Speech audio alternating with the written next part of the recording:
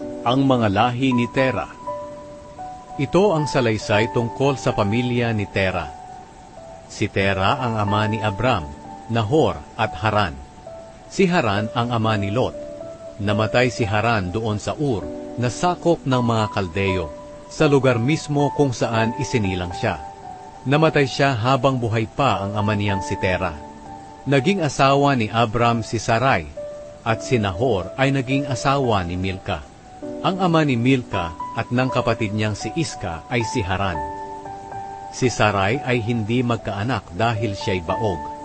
Umalis si Tera sa Ur na sakop ng mga Kaldeo. Kasama niya ang anak niyang si Abram, ang kanyang manugang na si Sarai, at ang apo niyang si Lot na anak ni Haran. Papunta sana sila sa Kanaan, pero pagdating nila sa Haran, doon na lamang sila tumira. Doon namatay si Tera sa edad na 205.